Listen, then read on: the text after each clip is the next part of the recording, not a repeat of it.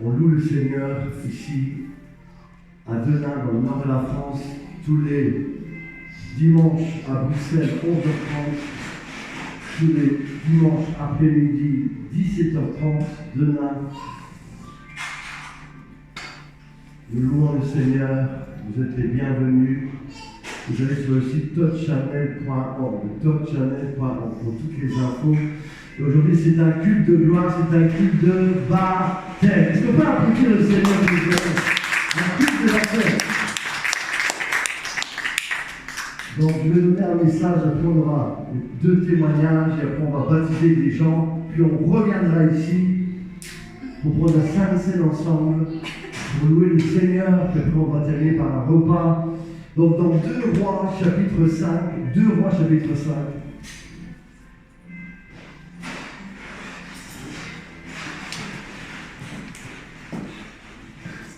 Jésus va nous parler ici d'un texte dans l'Ancien Testament et dans la Bible, nous voyons clairement ce texte. 2 Rois, chapitre 5. Naaman, chef de l'armée du roi de Syrie, jouissait de la faveur de son maître et d'une grande considération, car c'était par lui que l'Éternel avait délivré les Syriens. Mais cet homme fort et vaillant était lépreux. Mais Dieu va faire un rire. Est-ce que vous dites amen? On a donc là un homme qui était lépreux. La Bible déclare qu'il était aussi le chef de l'armée du roi de Syrie. Et donc, je rappelle, parce que après ce que j'ai dit ce matin, c'est que cet homme était très connu. C'était un grand général, un général que tout le monde connaissait. Dès qu'il était là, il arrivait quelque part, on disait « Ah, le grand général Naaman ». Il était plus fameux que M. Sarkozy, plus fameux que, n'est-ce pas, que Mme Merkel. Il était connu partout, il avait une notoriété. C'était le grand général. Lorsqu'il arrivait, tout le monde avait peur. Parce qu'il montrait sa puissance. Il avait une renommée qui était connue partout. Vous avez comme ça des gens qu'on pense que tout va bien, tout va très bien dans les familles, dans les maisons, que tout va très bien. Mais, répétez après moi, mais, il y a, comme je dis, souvent des conjonctions de coordination qui changent tout. Comme je disais, en France, n'est-ce pas, à l'école, on apprend les conjonctions de coordination. Mais où est donc Daniel Ornicard? Et donc quand il y a un mais, dites-moi ça, mais peut tout changer, peut changer une vie. Oui, cette dame, elle est très gentille, elle a beaucoup d'argent, elle fait partie d'une bonne famille, n'est-ce pas, elle vient de marier ses enfants avec un grand mariage, mais il y a cet homme là-bas, n'est-ce pas, il est ceci, il est cela, il est dans une église, il est même pasteur, mais il y a, n'est-ce pas, cette femme là-bas, cet homme-là, oui, qui vient à l'église, mais il y a des gens qu'on pense dans nos familles, n'est-ce pas, qui ont une belle Maserati, qui roule en Ferrari, mais il y a Daniel, n'est-ce pas, il y a des gens qui pensent. Mais je vais vous dire que quelle que soit ta situation, Dieu est capable de te toucher. Je vous dis, Dieu est capable de te guérir. Naaman avait tout pour réussir. Mais il avait tout, n'est-ce pas, pour plaire aux gens. Mais il avait tout, n'est-ce pas, la considération, la richesse et la gloire. Mais il y a vraiment des nez dans la Bible qui changent tout, qui dérèglent tout. Je ne sais pas ce qui t'arrive, je ne sais pas ce que tu as. Peut-être que tu es heureux, tu fais semblant d'être heureux, mais dans ta vie, il y a quelque chose qui manque. Il y a même des chrétiens qui vont dimanche après dimanche à l'église, qui louent le Seigneur, mais il y a quelque chose encore qui manque, une libération, une délivrance, une guérison intérieure, quelque chose. Tu vas là, tu loues le Seigneur, mais tu n'as pas encore d'enfant, n'est-ce pas? Tu loues Dieu, mais, je vous annonce aujourd'hui que Dieu est capable, faut dire amen, de changer tes problèmes en gloire.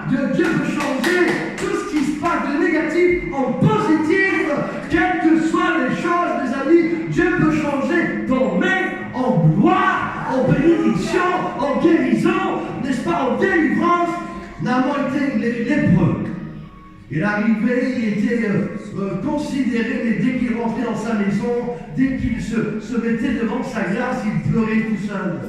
Et c'est comme cela, malheureusement, souvent, on parle, on fait semblant d'eux, mais lorsqu'on est seul à la maison, on est en train de pleurer, il y a des mais, tu es en train de chanter, mais il y a des mais, tu es en train de travailler, mais il y a des mais. Dieu veut te dire que ce mais-là, il veut te toucher, il veut te restaurer, il veut te guérir, il veut te libérer, n'est-ce pas? Naaman.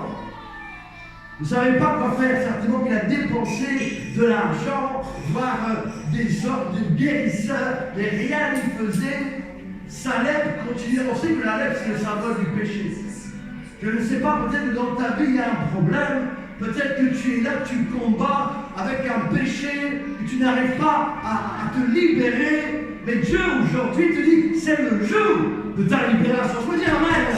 Il y a des mais, mes amis, qui change malheureusement des destins.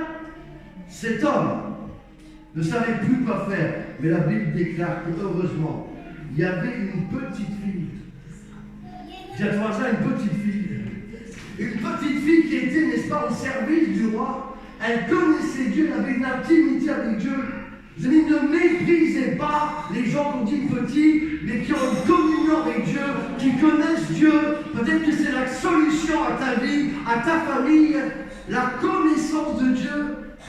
N'est-ce pas? Peut-être qu'il y a quelqu'un dans ton quartier qui te connaît, peut-être que tu ne sais pas, mais il y a des petites filles qui sont petites aux yeux des hommes, mais qui est grand aux yeux de Dieu.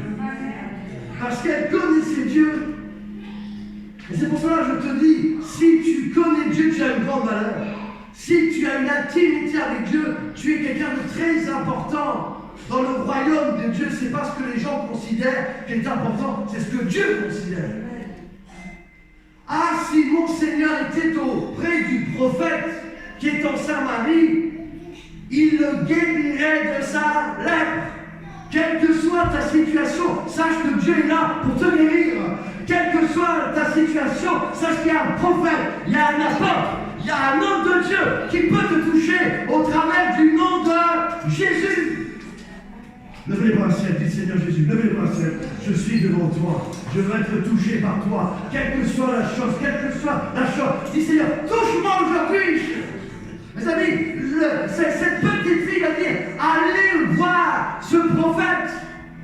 Naaman, mes amis, Naaman va aller voir le roi de Syrie. Le roi de Syrie, n'est-ce pas, va lui dire, mais qu'est-ce qui se passe, Naaman? Non, il y a un prophète qui peut me guérir. On lui fait une lettre, n'est-ce pas, qu'il puisse aller voir le roi d'Israël. Donc on dit, voilà, tu vas aller voir le roi d'Israël, le roi d'Israël va te recevoir. Et donc Naaman part, la lettre du roi de Syrie est en direction du roi d'Israël. Le roi d'Israël reçoit ce courrier. Ah, on m'envoie Naaman, est-ce que je suis Dieu pour guérir Naaman? Le roi d'Israël a peur. Il se dit, mais pourquoi? Moi je ne suis qu'un roi, je ne suis pas Dieu. Mes amis, ce n'est pas devant les hommes que vous tenez. Si vous voulez être guéri, ce n'est pas un roi qui peut te guérir. Ce n'est pas une organisation qui peut te guérir. Ce n'est pas le gouvernement mondial. Mes amis, le roi d'Israël va reconnaître que lui ne peut rien faire.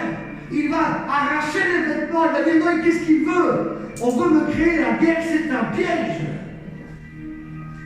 Quel est ton besoin aujourd'hui? Sache que Dieu est le seul qui peut te guérir, le seul qui peut te libérer, le seul qui peut te restaurer. Le roi d'Israël avait peur.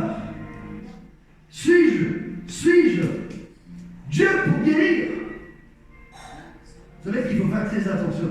Comme je disais ce matin, il y a des personnes qui changent leur attribution, qui d'un seul coup disent qu'ils peuvent guérir, qui de rois deviennent prophètes, deviennent juges. On se souvient que lorsque Saül a désobéi, alors qu'il était roi, il devait être sacrificateur, Samuel est arrivé et il lui a dit quoi? Tu as désobéi.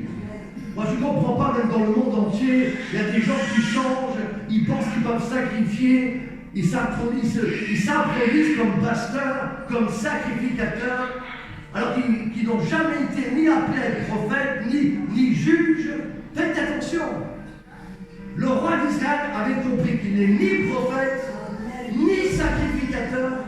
Il n'avait pas le droit, il n'avait pas l'autorisation, ni le pouvoir de pouvoir guérir. Il n'était pas un serviteur de Dieu. Il a dit non. Heureusement, l'humilité précède la gloire. Ne faites jamais quelque chose que Dieu vous a jamais demandé de faire. Ne prenez pas des titres que Dieu vous a pas demandé. Ne prenez pas un ministère qui n'est pas le vôtre. Ne devenez pas prophète si Dieu vous a jamais appelé prophète, ni apôtre, ni trichop, ni bishop, ni pasteur, ni même enseignant, ni même ancien. Chaque tâche a une onction. Chaque tâche a un appel.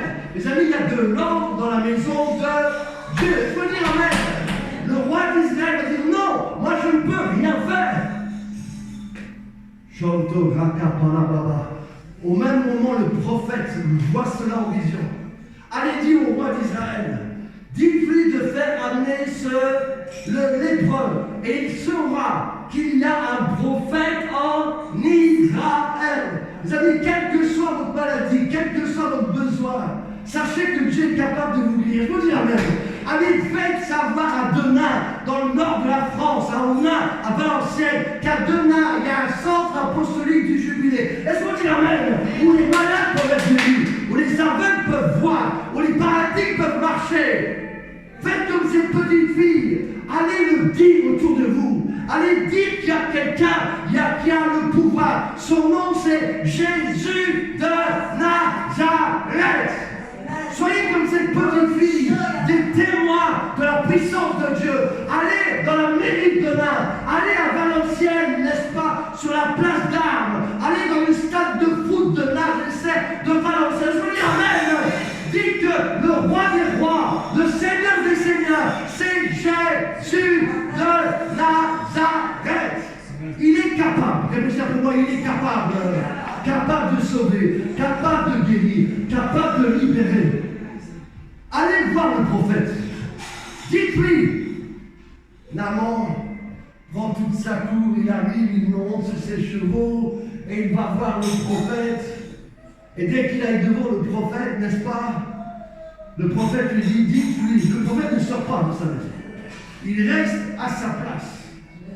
Dites-lui d'aller se plonger 7 fois, répétez avec moi, 7 fois dans le Jourdain. Ouf!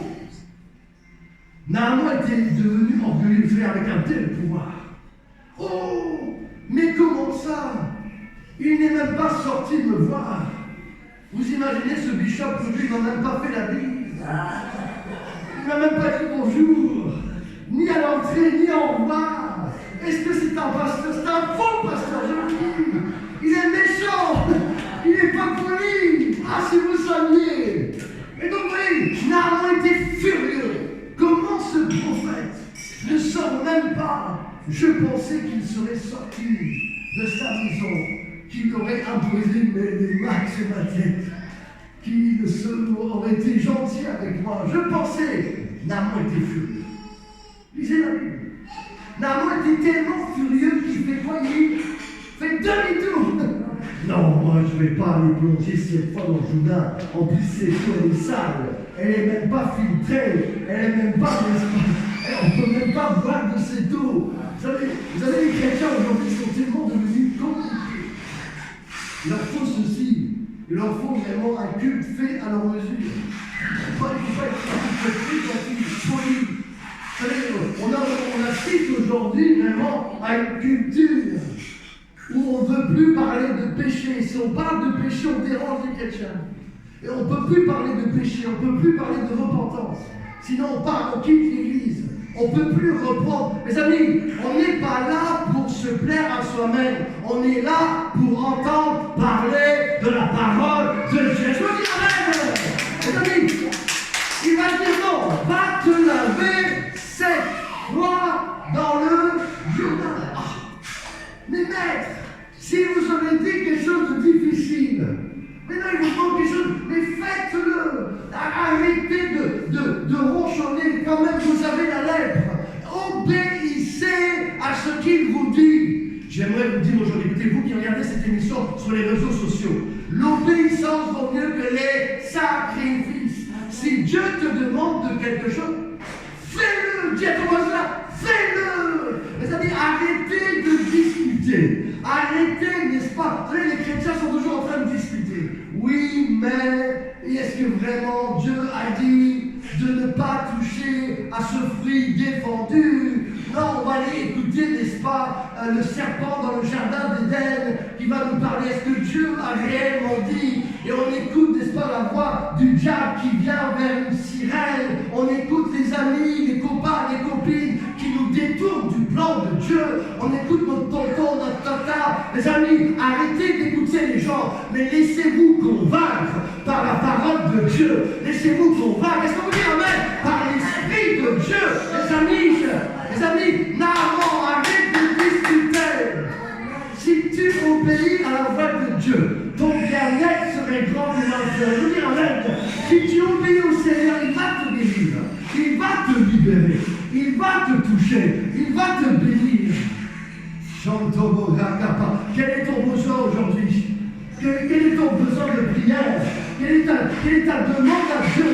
Vous savez, quelles que soient les choses, Dieu te dit aujourd'hui, c'est le jour de ta libération.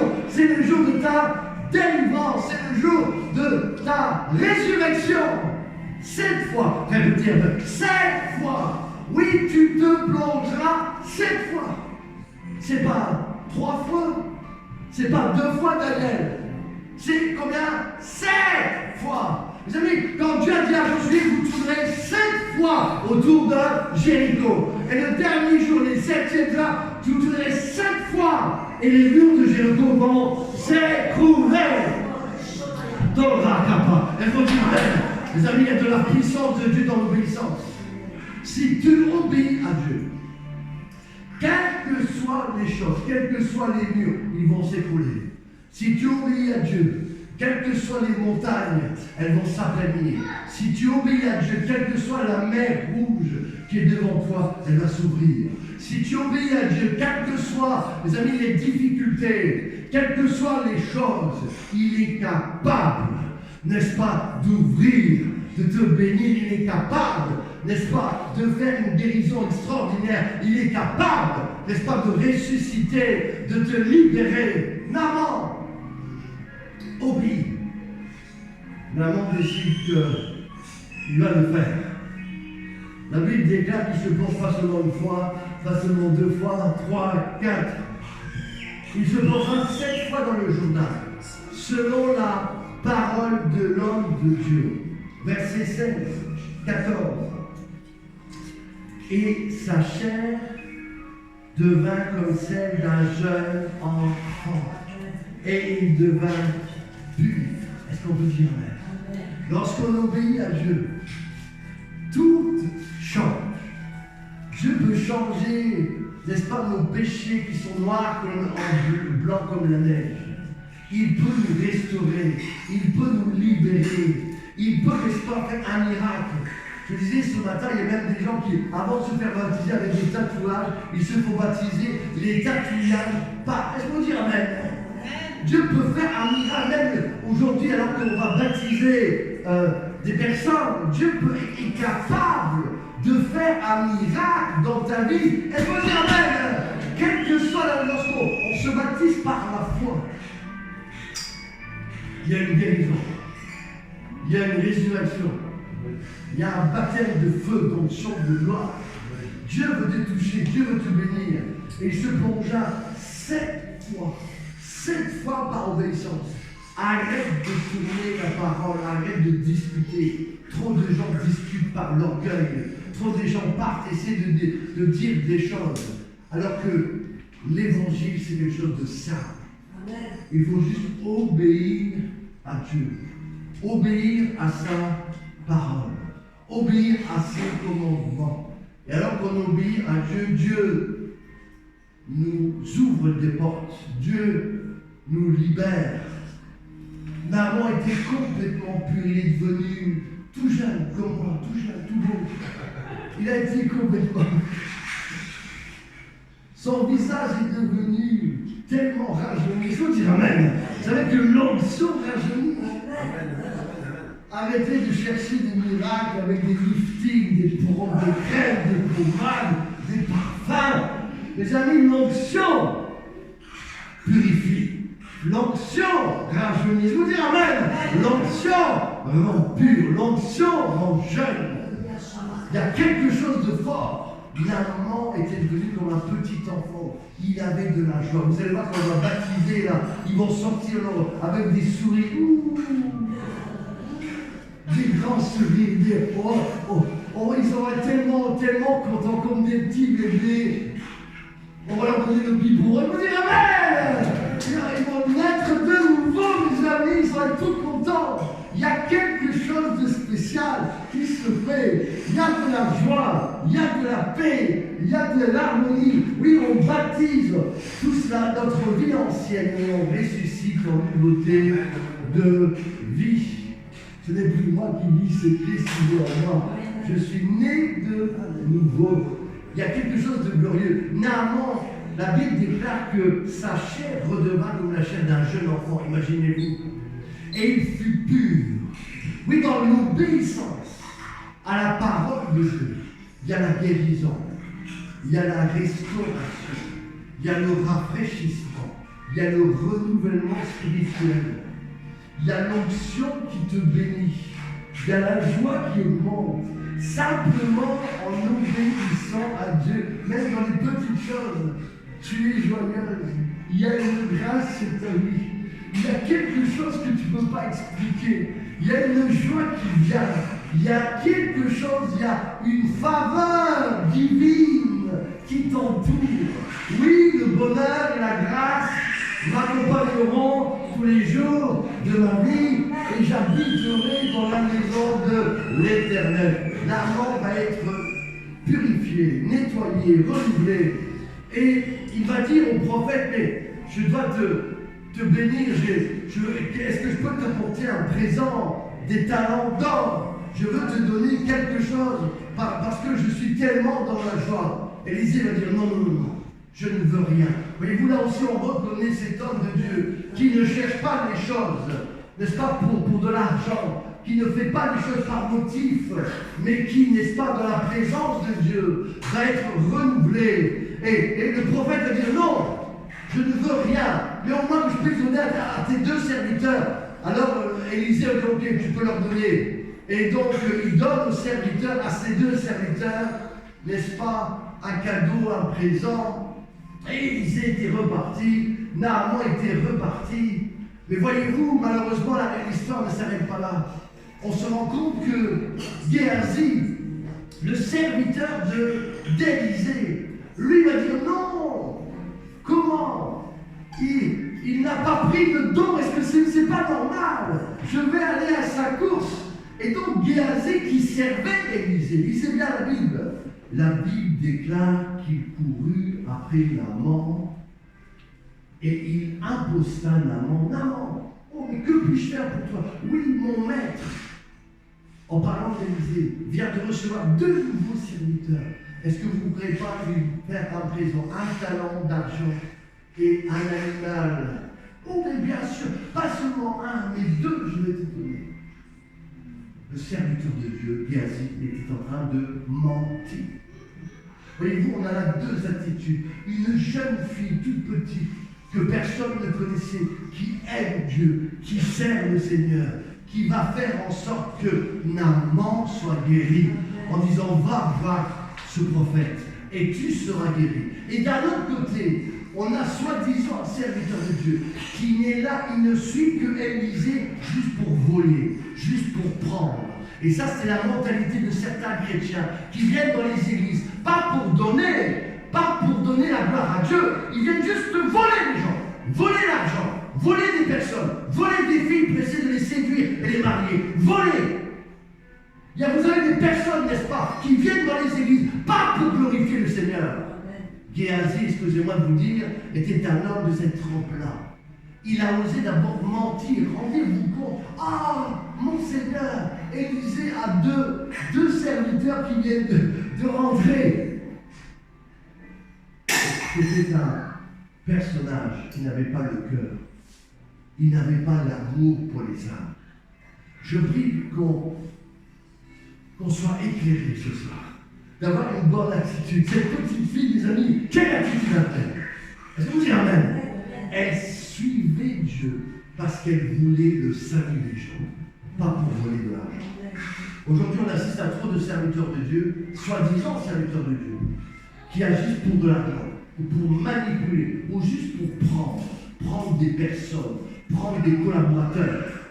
On a assisté depuis 2-3 ans à toutes sortes de gens qui viennent dans les églises juste pour prendre, diviser les églises, murmurer, prendre 3-4 personnes par-ci, 3-4 personnes par-là. Ils n'ont aucun but d'apporter leur pierre à l'édifice. Je suis encore là parler maintenant. Les amis, faites attention. Le même prophète qui va enlever la lèpre de Naaman. Lorsque Géasi va rentrer à sa maison avec tout son argent, il va le cacher en dessous de sa tente. Et on connaît ce qui s'est passé. Il va voir le prophète et tout de suite, qu'est-ce que Dieu lui dit? Géasi, mon corps n'était pas présent lorsque tu es parti voir le prophète Naaman, mais mon esprit était présent. Tu as menti à Dieu. Tu as volé les choses de Dieu. À cause de ton acte insensé, la lèpre qui est partie de Naaman va venir sur toi, sur ta famille, de génération en génération. Dieu, voyez-vous, peut bénir, mais Dieu peut aussi sanctionner. C'est pour ça qu'on doit être très, très attentif, spécialement aujourd'hui dans les derniers temps, alors que Dieu veut bâtir son Église, alors que Dieu veut bâtir sa gloire à Denain, à Bruxelles, à Kinshasa, en Côte d'Ivoire, au Togo, au Cameroun, en Europe, à Paris, en Guadeloupe, partout dans le monde, en Israël, alors que Dieu, dans ces derniers temps, veut bâtir sa gloire. Je vais vous dire que Dieu va aussi sélectionner.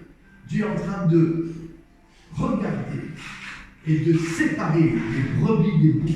Dieu est en train, n'est-ce pas, d'acclamer, de bénir ceux qui ont un cœur, pour ajouter, pour bénir. Cette petite fille aimait le Seigneur. Je vous dis amen. Elle voulait la gloire de Dieu. Elle voulait sauver des âmes. Puisses-tu être comme elle, quelqu'un qui apporte des gens dans l'église, quelqu'un qui veut ajouter des choses, quelqu'un qui veut apporter tes dons, qui va apporter ton offrande, qui va apporter des nouvelles personnes, qui va apporter ton talent dans l'adoration, qui va apporter ta joie, qui va apporter, n'est-ce pas, quelque chose, n'est-ce pas? Quand je bénis quand je vois des jeunes gens, des personnes qui viennent, qui font tout, là, nos sœurs qui ont préparé ce belle nourriture, il faut dire amen. On a fait quelque chose, on apporte à Dieu, on fait en sorte de bénir l'église, on est dans la joie parce qu'on doit aller à la maison de l'Éternel. On apporte. Moi je bénis Dieu pour ceux qui sont en train de m'aider, quand je vois David, Étienne, qui nous prennent en voiture, qui nous conduisent, qui disent Bishop, non, c'est à nous de te conduire, on va là-bas, on te porte, on te soutient, on va apporter chacun notre pierre à l'édifice, et on doit apporter dans la maison, et en faisant ça, Dieu va vous bénir, Dieu va vous renouveler, Dieu va vous guérir, Dieu va vous restaurer. Je vous dis amen, il y a plus de joie à donner qu'à recevoir. Puis il y a l'attitude des gens qui ne viennent que dans les églises, que pour prendre, que pour enlever, que pour soustraire. Ils n'arrêtent pas. Ils vont d'église en église, ils ne changent jamais. Leur but, c'est d'enlever, d'attraper, juste pour diviser. Pour... Les amis, ces gens-là, tôt ou tard, on les reconnaît. On reconnaît l'arbre à son fruit. Et donc, de plus en plus, le Seigneur va montrer dans les semaines, dis-moi bien, c'est un message d'avertissement que je donne. Et dans les mois qui viennent, vous allez voir, et même dans les pays, moi j'ai vu ce matin qu'à Bruxelles, j'ai dit, vous verrez des gens qui vont tomber morts. À Kinshasa, moi j'ai vu en esprit au moins une personne politique, voire deux, qui vont être jugés par Dieu, parce qu'ils ont fait des choses que Dieu ne voulait pas qu'ils fassent. Vous savez, à un moment donné, quand Dieu dit stop, c'est stop.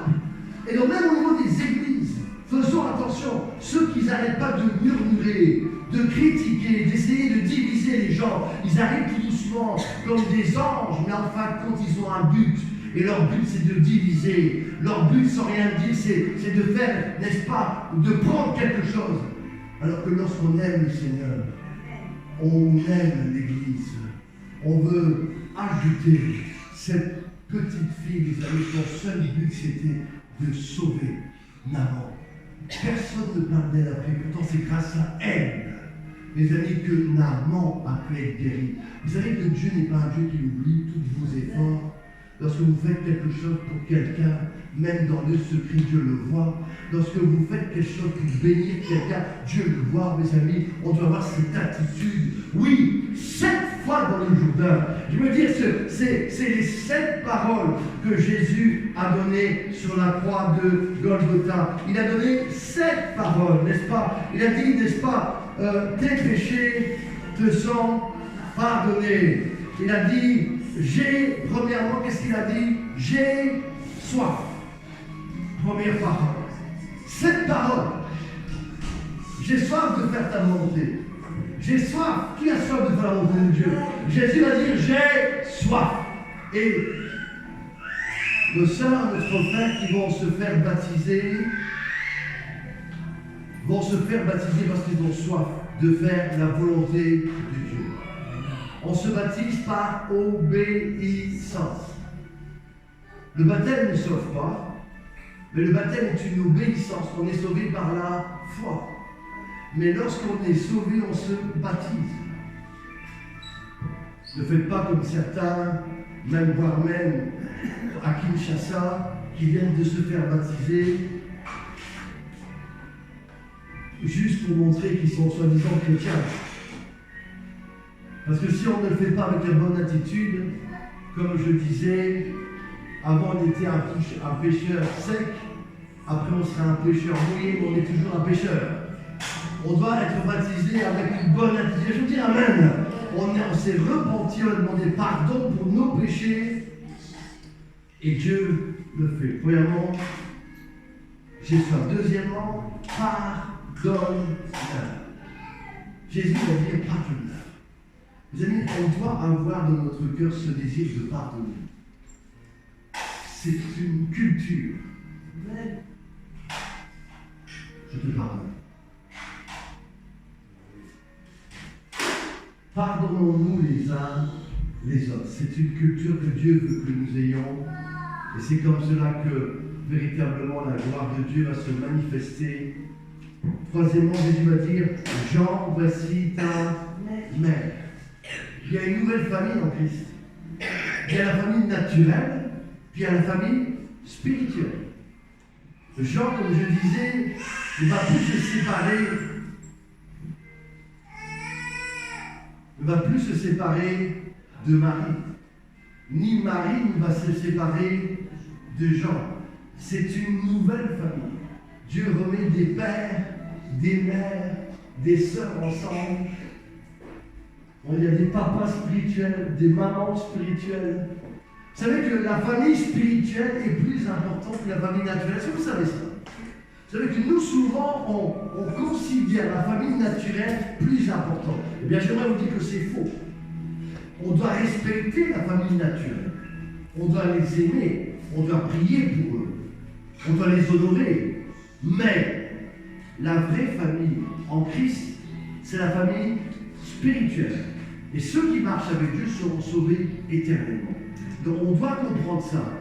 Dans le Seigneur, il y a une nouvelle famille. À partir du moment où nos frères et nos sœurs vont se faire baptiser, ils deviennent notre frère. Amen. On va prendre les rites dans les temps, on va l'embrasser. Patron, s'il vous plaît. On va dire mon frère. Non, parce que sinon, il y en a qui vont être jaloux. Voyez, tu es mon frère. Il y a une nouvelle famille. La famille de Dieu. C'est pour ça que c'est beau, mes amis. D'être dans la maison de Dieu, de comprendre que dans le Seigneur, il y a une nouvelle famille. Et donc, Marie, c'est pareil. Voici ton fils. Et le Seigneur, n'est-ce pas, nous fait des grandes choses. Cinquièmement, il va dire, Élie, Élie, la vache, tami. Pourquoi m'as-tu abandonné? On doit tous, à un moment donné, Gabriel, c'est un peu moins fort. On doit tous passer par des moments, parfois aussi de brisement, où Dieu permet aussi certaines situations pour nous façonner. Mais enfin, il ne nous abandonne pas. Il permet certaines choses pour nous transformer de gloire en gloire, de victoire en victoire. Et il ne permettra pas que la tentation soit trop élevée pour toi, la Bible nous dit. Ne soyez pas surpris de cela. Sixièmement, il va dire, je remets tout entre tes mains, mon esprit entre tes mains. Apprenons à tout remettre à Dieu. Dire, Seigneur, je remets ma vie, vous qui allez se faire baptiser, vous remettez pleinement votre vie à Dieu. Et à partir de maintenant, c'est lui, votre Père. C'est lui qui va vous conduire. Septièmement, il va dire quoi? Tout est accompli. Tout est accompli. En lui, il y a la victoire. En lui, il y a la bénédiction. Alors que vous allez vous faire baptiser, tout est accompli. Il est celui qui sauve. Il est celui qui guérit. Il est celui qui libère. Il est celui, n'est-ce pas, qui fait quelque chose d'extraordinaire. Mes amis, nous allons le bénir, le louer parce qu'il est digne.